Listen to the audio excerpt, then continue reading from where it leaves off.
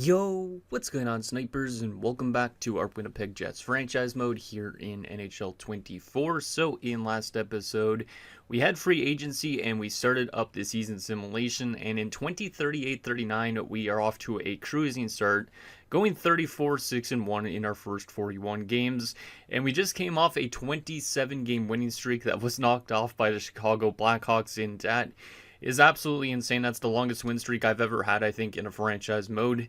And I wasn't anticipating a win streak that lasted that long, but our team just completely cruised all the way from, I think it was, if I'm not mistaken, November the 14th here against the Arizona Coyotes, all the way to January the 16th. So it spanned 2 months, and then we lost to Chicago 3-2. So it sucks that obviously the winning streak came to an end, but it was definitely a really good run for the team.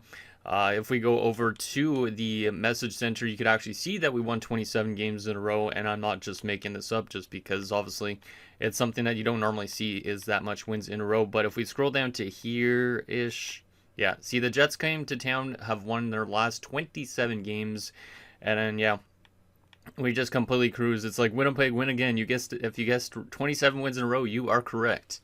Yes, I did guess that correctly. That's insane, though. Like, definitely the longest win streak in NHL history by a long shot, by like 10 plus games. So I'm very impressed with how this team's been up to this point in time, and I'm hoping that obviously we continue to do that for the rest of the season.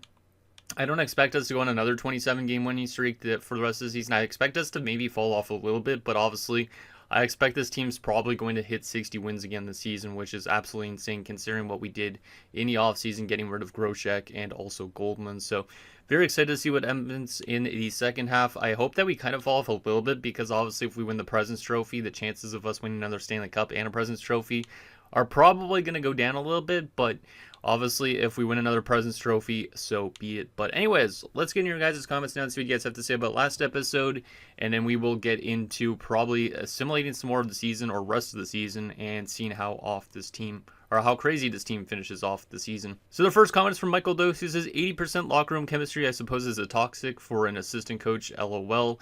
And it's funny because we offered like a coach a assistant coaching job, and he rejected it to go with the Coachella Valley Firebirds. So he wanted to go to an AHL team, which is very strange. He's probably kicking himself now considering of how good this team obviously is. And considering we have like the best head coach probably in the NHL, this Vivirios guy has been fantastic as a head coach for us. Every single season as a head coach, he's been very good in terms of like almost 70% winning games. So obviously he's been a very good coach for us. We were looking for an assistant coach because we did have an assistant coach retire, and instead we decided to bring in Jack Eichel. So Jack Eichel is behind the bench with the other coaches at the moment. Maybe he's a future head coach for this team if Vivirios decides to retire at some point in time. So there is that. And then the last and final comment is from Sanrataku, says, bet that guy that took the job in Coachella Valley is kicking himself for not accepting your offer. Of course, a winning streak like the one you just had means that you'll get swept in the first round. Trading Reason or Landed for a two-way depth forward wouldn't be a bad idea.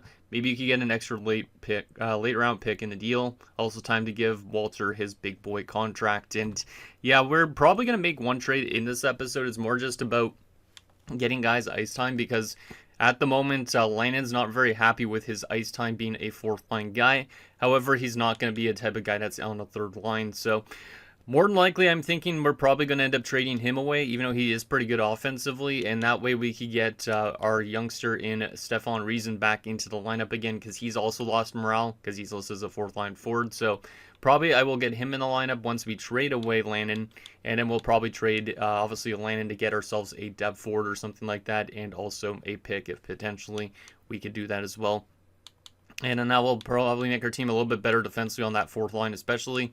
And also everybody will be happy with their ice time, which is definitely something we're going for. And then he was saying about Walter getting his big boy contract. That is exactly what we're going to do to start this episode, is give Walter his big boy contract. Also, Blunden should get a big boy contract, but I might wait a little bit on him till like the off season. Or maybe I won't wait till the off season because I feel like he's going to only get more expensive. But Walter for sure needs his 8-year contract extension, which is going to be pretty pricey, but it shouldn't be too bad. It shouldn't break the bank that much. Obviously, we're going to try the 85% trick, though, so this should be able to get down quite a bit. Because right now, he's asking for 8.45 for the next 8 years, which is actually not really that bad compared to some players on our roster. So I don't mind it. If I do the 85% trick, his asking price should be not too bad. We should be able to get him for a little bit closer to $7.2 million. Yeah, 7.2 should be able to get it done. And if we get him on that, that would be great. And then obviously in the offseason, we might have to think about trading somebody in the top 6 just to kind of like free up some cap space. And I'm leaning towards maybe Bickle eventually, but I'm not too sure exactly yet with how this team is going. I also do want to sign obviously Blunden to his contract extension as well, I think. Because, yeah, 8 years, he's not going to really develop apparently much more than this. And he's only asking for 4.65, which I think is a pretty good contract for what he brought to us in the playoffs. So I'm already going to give him also an 8-year extension at 85% of what he's asking for. I might be able to get him for like $4 million, which is a bargain of a deal.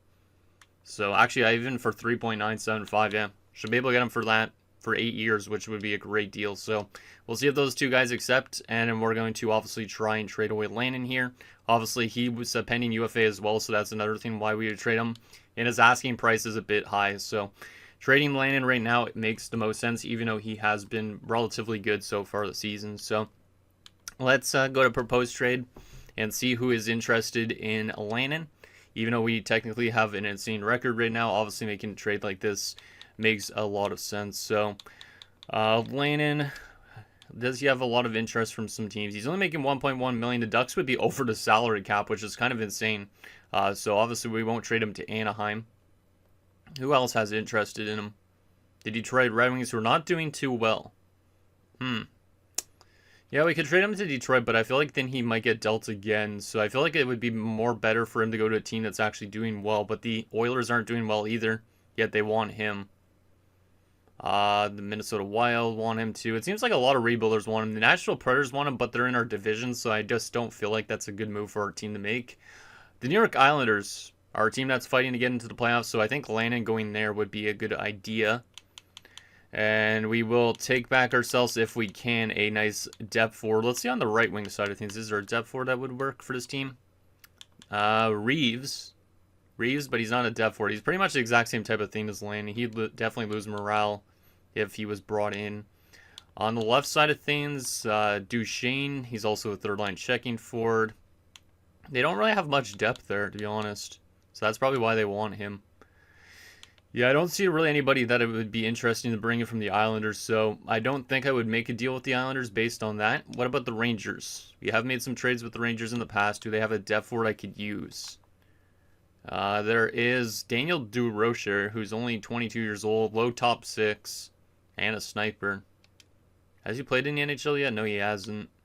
This guy's not really that bad, to be honest, as a low 6, but I don't really know if that's what I'm looking to get. Probably prefer a winger rather than anything. Habscheid is a 79. He's listed as a fourth liner. Hagelin listed as a depth forward, and he's in the AHL. Has a low 6 as well. 3 years in the AHL. Been relatively good. Yeah, that's the type of guy I'm looking for. Two-way forward, great defensive awareness. He doesn't have the best like stick checking and shot blocking as a defensive guy, but that's good awareness. So I'll bring him in from the Rangers. And then we should be able to maybe thief in a pick, a late round pick into this deal. So can I get like a 7th round pick added to this deal for Lannon? I should be able to get this done. Let's see, will this work? So Lannon to the Rangers for Hagelin in a 7th.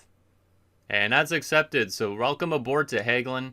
He will be our new depth forward in the NHL, which he looks like he already got called up. Yes, he did. He's only a 77, but I think that's still not a bad depth forward to bring in. And then, yeah, we got an extra pick into that deal, so not too bad. Let's go to edit lines here and readjust.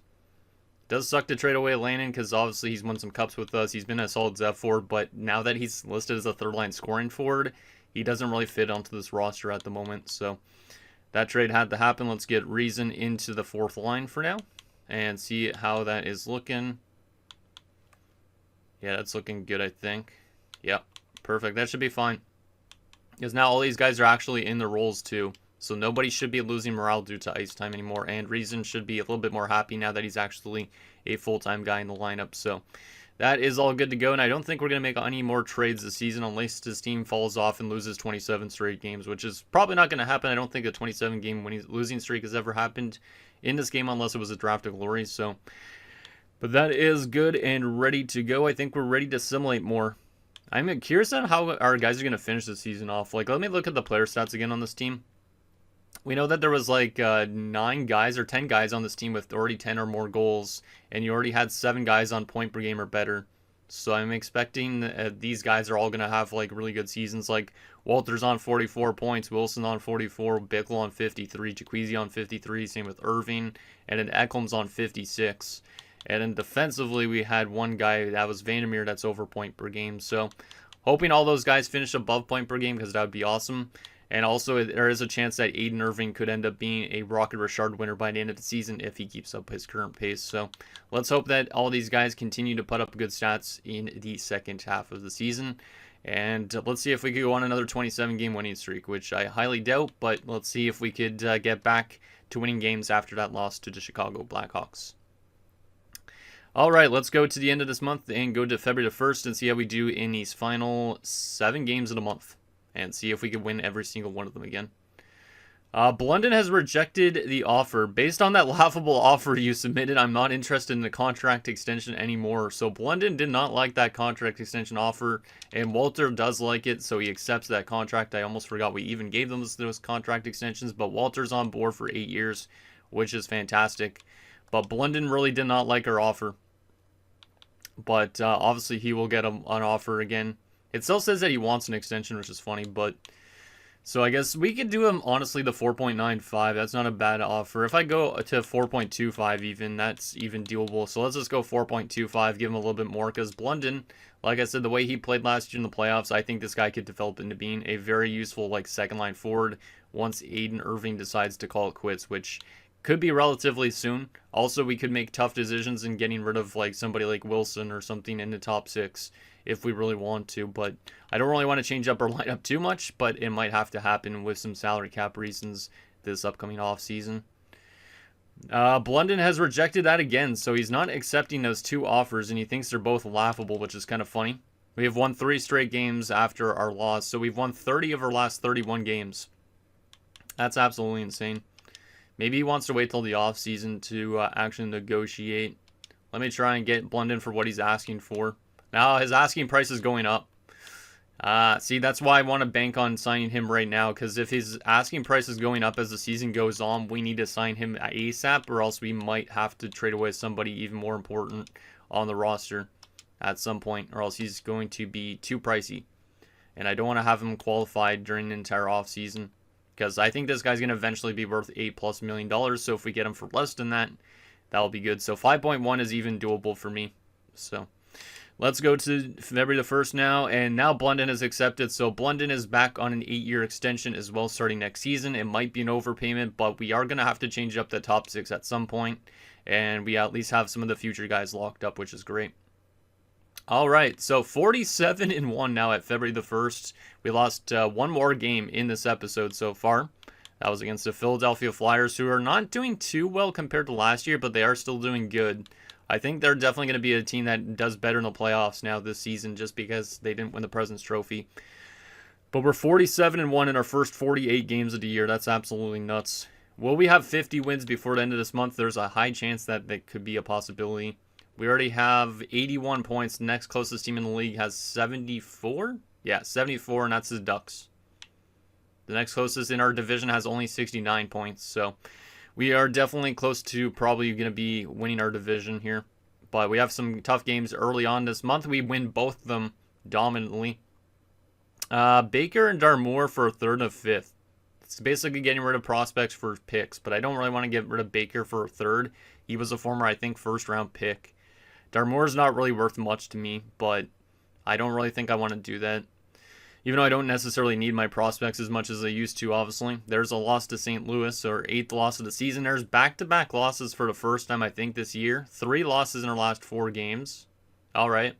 In an 8-7 shootout win. So even though we're technically a really good team, we are definitely having some games where we don't do well defensively. We're 47-10-1 at March the 1st. We've only played 58 games. There's a chance we could hit like 65 plus wins this season. I honestly don't know how much wins this team's going to finish off with at this rate. But yeah, I don't think we're going to make any more deals here this season just because we might as well keep it the same. Two of our unsigned prospects for two guys that are signed. No thank you. Don't need that cap hit from Lindstein. Xavier Borgo, a third and a fourth for our prospects. Don't have any use for him because we have already our forward group. Jesus. Our last 3 games, we've scored 8 goals, and 9 goals. This team is like a literal hack. Like, it's insane how good this team is. 49, 10, and 1. There's a chance we could hit 50 wins before the trade deadline. Oh, boy. Okay, well, let's go to a day after the deadline because I'm not going to make any trades at this rate. And we lose 7-5, so we didn't hit 50 wins before the deadline, but we could hit it on the deadline. Are we going to get our 50th win against the LA Kings? Let's see. Please, boys, win 50. There was a trade, Jason Leonov for first, Adecalio and a 6. Don't know who the heck those guys are. Detroit gets a first in Kavasha from Carolina. Carolina gets Consta Helenius, our former guy, and Theodore Lindstein, who we just got offered, and Riley Height. Ottawa gets Draper from Detroit and for 2 seconds, okay. And some guy named Simons is on waivers. He's a goalie. He's only 24 years old, which is not bad, but we already have a lot of goalies in our system and whatnot. I don't think this is anything I need, really, so I am not going to claim him. 6-3 loss. Back-to-back losses again. Okay, so we do not hit 50 wins there. I think the sim engine's trying to make us simmer down a little bit so we could do better in the playoffs, maybe. But we're up to 99 points on the season. The next closest team has 87 points, and that's the Coyotes within our own division. So the Arizona Coyotes are trying to make a late surge to pass us in the division. Let's continue to simulate and see how we are at the end of this month. So let's go to the 31st, I guess. We'll definitely hit our 50th win this month, though, unless our team just continues to fall off a little bit, but I don't think that's going to happen too much. So the Devils have fired their head coach, Aldrich Morvik, okay. San Jose, as Columbus has also fired their head coach, Wayne Smits. That guy's name sounds familiar. Did we ever used to have that guy as a coach? I feel like we might have at one point. 4-2 loss. That's 3 losses in a row, but we do get our 50th win against the Ducks, which is another good team. And now we're on a winning streak again, just like that, of course. And then we lose to Nashville, lose to Seattle. We've definitely lost a lot more games in this episode, but that's okay. That's okay. Game against Columbus is a win. We're up to 57, 15, and 1, and we still have a total of 9 more games on the season. So the most wins we can finish with is 66. Can we have a 66-win season? I honestly have no idea, but I don't know if I really want to because I feel like it would maybe make us not win the Stanley Cup. We have 115 points. The next closest team has 99. That's insane. Let's go through 4 games, see how we do. 2-0 loss, 4-0 loss, so we got shut on back-to-back games. We've lost 3 of our last 4 games again, so our team has definitely fallen off in the second half of this episode, or the second half of the season, which is kind of good, because maybe that'll give us a better chance of winning the playoffs after that 27-game win streak, but it is a bit scary, especially considering in 3 of those games we only scored a total of 1 goal, because that shootout win, obviously that 1 goal that won in the shootout doesn't count as a goal, but we didn't score in those 2 games before that, so we're definitely on a little bit of a dry spell here as of late. Let's see what we got here in these 4 games. There's another loss, but then we also bounce back with a win and another loss. We're up to 60 wins at least, but definitely a bit of a downfall after trading away Lannon. And we're going to finish 61, 20, and 1, which is probably one of the best seasons we've had with this team so far up this point. 123 points for our team. The next best team had 113. So another President's Trophy for the Winnipeg Jets. I believe that's now number 5 in the last 6 years. Because obviously last year we didn't win it because of Philadelphia. But I think that's number 6 in the last, or 5 or so in the last 6 years. And holy shit, Ludwig Ekholm had 111 points this year. That's why he got locked up when he did. Because we know he could produce. He's now becoming that Michael Misa of that top line that used to be back in the day. Damn, man. Let's take a look at the standings and see all these fun stats as well. But what a year for this Winnipeg Jets team as, yeah, we won the President's Trophy by 10 points. The Philadelphia Flyers had a really good second half of the season. So Philadelphia might be a team that like came back in the season and also wins the Stanley Cup. I could definitely see them winning the cup this year based on how good they were last year. But they finished with 109 points behind us, of course. We won 75% of our games, which is pretty damn impressive. We scored 4.32 goals per game, which was the best in the NHL. The next closest was Calgary. Goals against per game wise, we were the... Wow, we fell off as the best defensive team. We were the third best defensive team. The Islanders were number 1. Ducks were number 2. So, yeah, definitely a couple of tough games with that like 8-7 shootout when we had definitely made a difference at the end of the season. But that's okay. Power play percentage, we were the best team on the power play. That goes hand in hand with our good offense. And our penalty kill was not as good as I expected. It was 9th in the league. Okay. 82.7%. So special teams were good on the power play, but not so much in the penalty kill. Like our defense definitely needs maybe some work based on how it played in the second half. But obviously it's still good enough to get a good job done in the playoffs. We finished with 16 short-handed goals. And that's even after trading away Goldman in the offseason. So we're still a threat shorthanded. We are the best shorthanded teams in terms of scoring goals at least. 29-12-0 on home ice, but 32-8-1 on the road. 5-5-0 in our last 10 games. The way we went into the playoffs makes me feel like I have actually some confidence that this team could do good again in the postseason. Because if we went in dominantly, I feel like we would get swept in the first round. But we had a little bit of struggles in that second half for sure. Okay, let's take a look at some player stats because these should be pretty insane based on what they were at the halfway point of the year. Oh my goodness, we have 3 100-point players. Wow, okay. So Ludvig Ekholm, 111 points, 28 goals, 83 assists. Obviously a new career high for him. 34 power play points as well. Wow. So Ludvig Ekholm, a big year for him in his third NHL season. And yeah, he's definitely going to be a threat in the playoffs and for years to come. I'm really glad we gave him 11.5. It might be a lot of money, but he's definitely earning that money. Bickle definitely had a bit of a slow second half of the season because he was over a point per game at the first half of the season. But the second half, 82 points in 82 games is still definitely very useful for a top 6 forward, and he was also a plus 35. But definitely fell off a little bit. He's definitely one of those type of guys that I might have to think about flipping away in the offseason or something like that at some point because he is getting paid 9.225. If we need that cap space, he might be a candidate to go even though he was a 7th round selection. So we'll see if we end up holding on to him for next year or not. Akeem Hansen, 47 points from the third liner. That's pretty impressive. 3 shorthanded goals and 5 shorthanded points. And a Jamal Hurd, 31 points as well as a 4th liner. And he also has shorthanded points, 2 goals and 3 points. So a couple great shorthanded players too, which is nice to see. Left wing side of things, Esteban Walter finished with the 38 goals and 38 assists. So at the halfway point, he was at 22 goals, 22 assists. So in the second half of the season, he finished with 16 goals, 16 assists in 41 games. So he slowed down a little bit, but still great season for Esteban. And he is on a pretty damn good contract extension that kicks in next year. Blunden finished with 28 goals in his rookie season and 52 points. That's what I'd like to see. His plus-minus also got better as the season went on. So Blunden's extension is looking great for the future too. And maybe there's a chance that he wins the Calder this year too, which is nice. Walter Timmins. So the older Walter, because we have Esteban Walter and we have Walter Timmins. I think they were part of the same draft class, weren't they? Now that I think about it, let me see. No, they weren't there a year apart. But anyways, Walter Timmins, 22 points. That's a pretty solid rookie season from him. He did have some power play points. Had nothing on shorthanded. He's definitely going to need more ice time eventually. So I have to think about what we got to do with Walter Timmins going forward.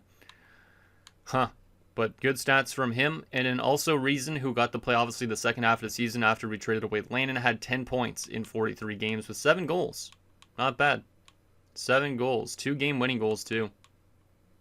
Okay, not too bad from the left wingers. And then we saw right wing wise, we had 2 more 100-point players. Arthur Jacquizzi, 108 points, 32 goals, 76 assists, 29 power play points.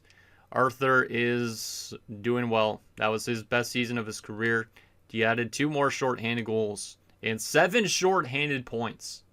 So Arthur Jacquizzi up to 32 shorthanded points in his career and 12 shorthanded goals. Jeez. So Arthur doing well.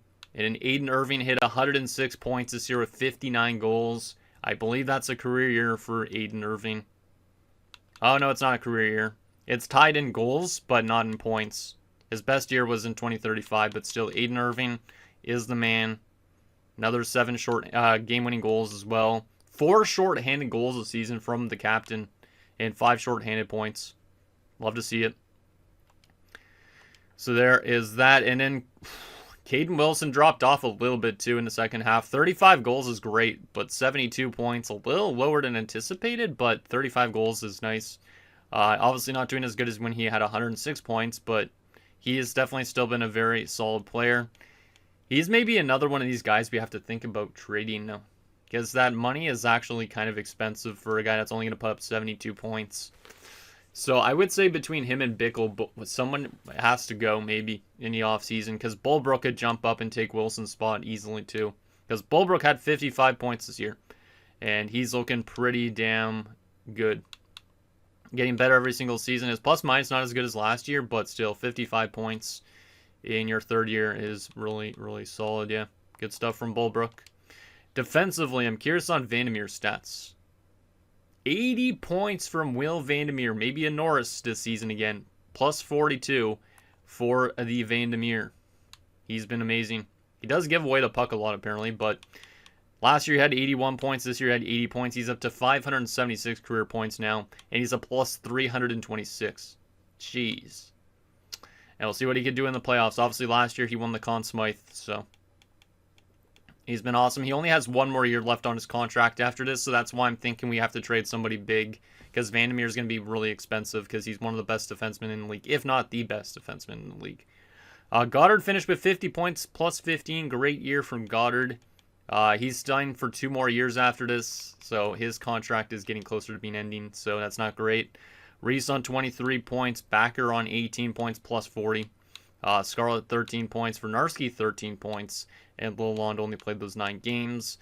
Now the question is, what is the goaltending looking like? Obviously it fell off a little bit in the second half, but I'm curious on Bergfist's stats. I don't know.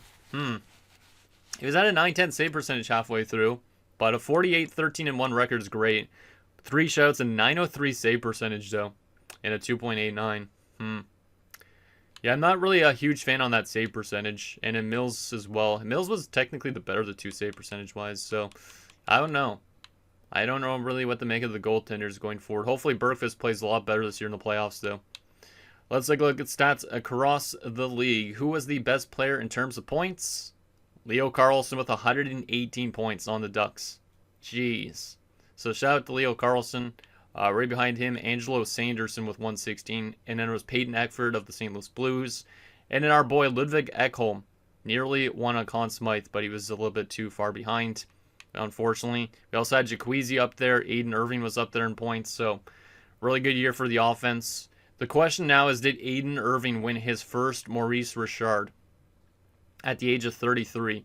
Because right now it looks like he's the best goal scorer. But did he finish with the most goals, or was there somebody that hit 60? There wasn't. Aiden Irving has won his first Maurice Richard. It only took a long time to get so, but he finally gets one, edging out Pekka Koivisto of the Flyers by 2 goals. And Pekka Koivisto is the guy that had 85 goals last season. Only had 97 points this time around, but Aiden Irving getting it done. It only took a while, but like he has had so much 50-goal seasons and 40-goal seasons. Like he definitely deserved one at some point. And now he's finally got one. He's up to 618 career goals. Shout out to the man, the captain, for finally getting one in his career. Definitely deserved. Definitely well deserved. Okay. What about Selke candidates this season? Out of curiosity.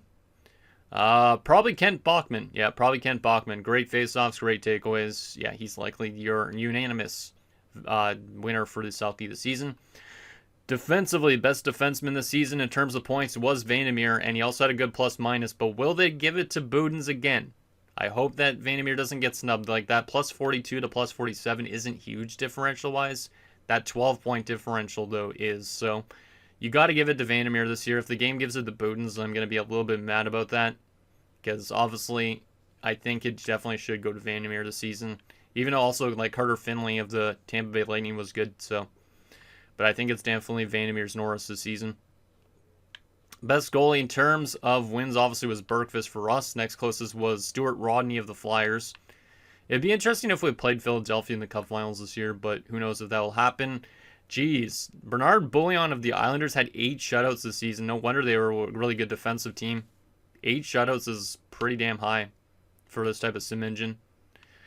Best save percentage by starters, probably Lacerte, but he only played 46 games. So you're probably looking at Tommy Ladd as a Vezina favorite this year. I would assume. Lacerte again up there too. Yeah, you're probably looking at Ladd just based on the games played. But if not Ladd, probably Lacerte. He played only 46 games, but had good stats. Any goalie goals this season? No goalie goals. Most assists was 5 assists from Jesper Awolstad. George Kirk up there for the Kings. Huh. Best rookie of the season. Did Blunden win Rookie of the Year? No, he did not. No, he did not. Because Barry Teal had 58 points and was plus 12. So yeah, Barry Teal is going to be your Calder winner. But Taylor Blunden came second in points. And definitely was a finalist at least for the award. Which is really great to see. Considering we just got him on a nice extension going forward. Alright. So there is all of that. Now the question is, who are we playing in the first round of the playoffs? And are we going to lose in the first round of the playoffs next episode? I don't really know. I feel like I have a better chance because we fell off a little bit, but you never know. We're going to be taking on the Seattle Kraken. I don't feel like we've played the Kraken in the playoffs before. But if we did, it was way back, but it's been a while at least. 47, 30-5 for them. 8-1-1 in their last 10 games. They are definitely a good team.